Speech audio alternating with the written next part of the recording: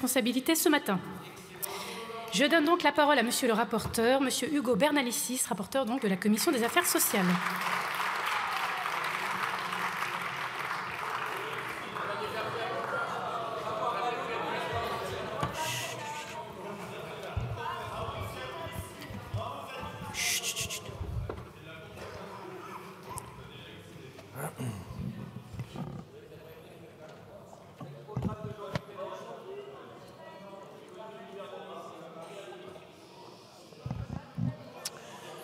Bonjour à toutes et à tous, Madame la Présidente, Mesdames, Messieurs les ministres, Monsieur le rapporteur, mes chers collègues.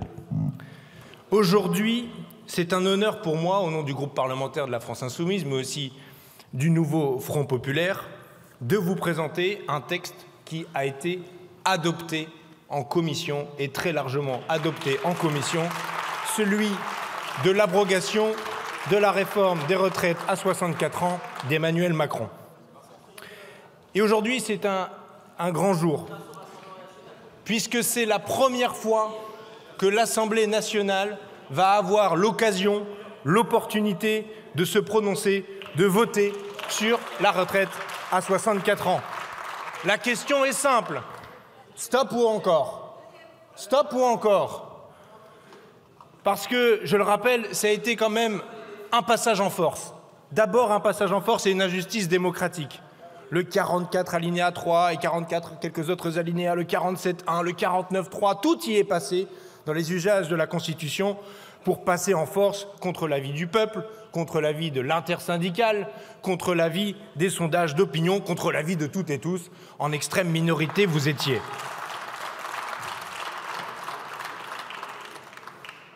Des millions de personnes ont manifesté dans la rue, un mouvement social historique dans notre pays.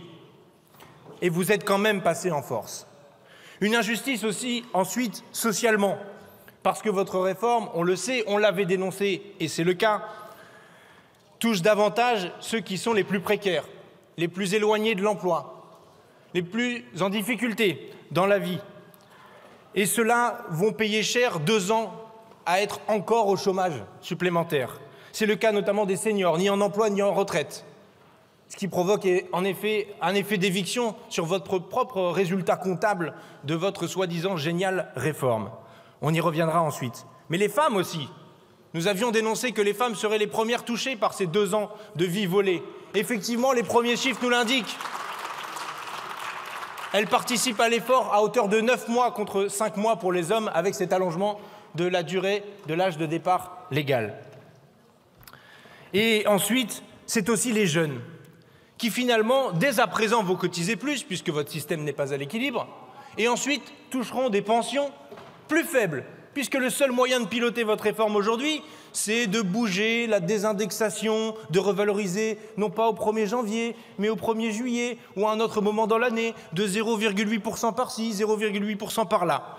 Voilà comment aujourd'hui vous pilotez ce système des retraites, c'est-à-dire injustement.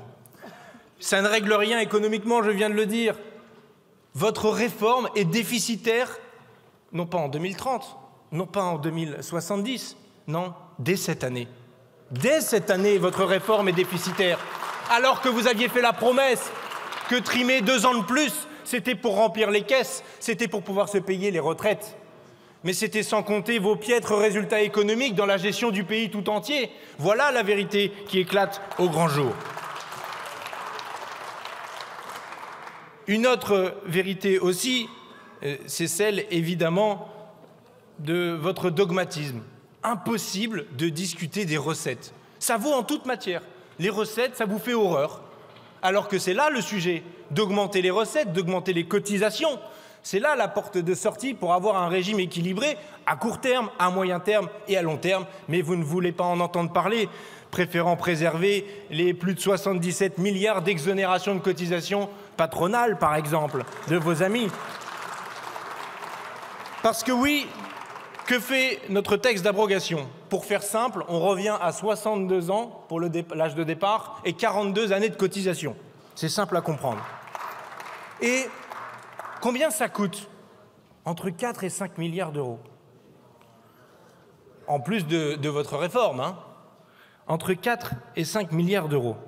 Alors, on a l'embarras du choix pour les financements. Bon, déjà, il y a le gage sur le tabac traditionnel qui est la coutume de nos propositions de loi. Ce n'est pas ce qu'il y a de plus crédible dans la vie parlementaire, mais enfin, ce sont les usages. Mais surtout, là, en l'occurrence, une taxe sur les super-profits des sociétés pétrolières et gazières. Rien qu'avec ça, on réglerait le problème, si vraiment vous aviez peur de manquer d'argent. J'ajouterai le fonds de réserve des retraites. 20 milliards d'euros qui sont là disponibles, qui nous permettent d'avoir le temps de voir venir, de réorganiser une discussion. Puisqu'évidemment, comme vous le savez ici, avec une proposition de loi, on ne peut pas amender le projet de loi de financement de la sécurité sociale qui va nous occuper très très vite et sans doute provoquer le départ de ce gouvernement illégitime. Nous avions proposé par voie d'amendement qu'on augmente les cotisations à partir de 2 plafonds de sécurité sociale, c'est-à-dire 7 600 € bruts, ou 4 plafonds de sécurité sociale, 15 000 € bruts. Une surcotisation rapporterait entre 4 et 5 milliards d'euros, réglerait aussi le problème instantanément en année N. Autre solution, 0,15 points de cotisation supplémentaire sur 7 ans. C'est Michael Zemmour, économiste, qui propose cela pour définitivement régler le problème des recettes, des comptes de la sécurité sociale et des retraites en particulier. 1 point de cotisation supplémentaire, sachez, mes chers collègues, que c'est 10 milliards d'euros. Vous pouvez aussi, si vous voulez, soumettre à cotisation les revenus extrasalariaux ou encore d'autres propositions du programme de l'avenir en commun. Je pense notamment au SMIC, à 1 600 € net pour toutes et tous. Et si nous avions une véritable égalité salariale dans ce pays entre les femmes et les hommes, c'est 24 milliards d'euros de cotisations supplémentaires. Donc on sait ce qu'il nous reste à faire pour avoir un régime des retraites à l'équilibre et pouvoir se payer à tout le moins l'abrogation. Je dis à tout le moins l'abrogation, puisqu'évidemment la position du nouveau Front populaire reste et restera la retraite à 60 ans pour toutes et tous. Et ici, c'est une étape nécessaire avant d'arriver à la retraite à 60 ans. C'était d'ailleurs dans le programme du nouveau Front populaire, dans les mesures immédiates, abroger la retraite à 64 ans, et dans les mesures qui viennent ensuite, la retraite à 60 ans. Et figurez-vous que, au cas où ça vous aurait échappé, le nouveau Front populaire a gagné les élections législatives en arrivant en tête.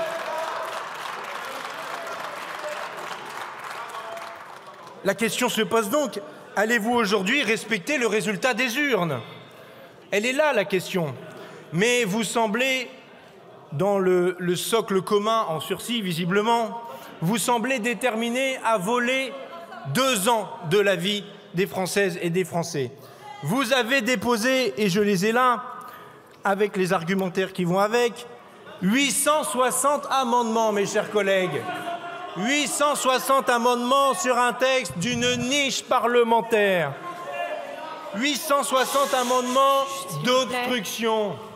Vous ne voulez pas débattre, vous ne voulez pas voter.